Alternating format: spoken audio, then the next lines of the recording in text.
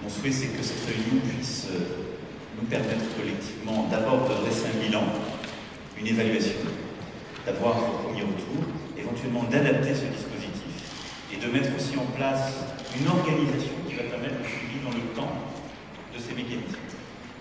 Les collectivités locales que nous sommes soutiendront dans le cadre de cette mobilisation générale qui nous réunit. Alors, il y a eu des annulations qui ont été faites, on le voit. Dans les premiers jours, il y a eu jusqu'à 20 à 30% d'annulations, je parle là de l'intégralité de la Riviera. En même temps, quand on regarde les chiffres à ce stade d'août-septembre, il ne faut pas être alarmiste, puisque les fréquentations se tiennent dans les musées, dans les hôtels, et donc il y a des difficultés ponctuelles. Il y a eu évidemment des annulations, mais il n'y a aujourd'hui pas d'éléments qui nous conduisent à être alarmistes. Le trafic aéroportuaire, Dominique Tillot a pu en rendre compte, ne manifeste pour l'instant aucun impact lié à l'attentat tragique du 14 juillet, qu'il s'agisse de l'aviation commerciale ou de l'aviation d'affaires.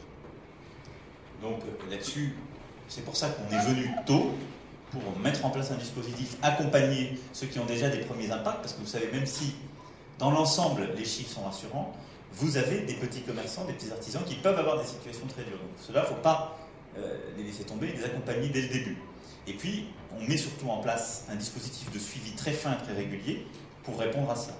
Et c'est l'accompagnement, le volet défensif que j'évoquais, et puis il y a le volet offensif sur le plan touristique comme sur le plan industriel, d'abord par le renforcement de la sécurité, toutes les mesures prises par le gouvernement, en lien avec les collectivités territoriales, et également la promotion que nous allons lancer à l'international par Atout France, et avec Business France pour le volet industriel, pour aussi promouvoir la vitalité de cette région, ses atouts et sa capacité à attirer des touristes dans un cas, des talents dans l'autre.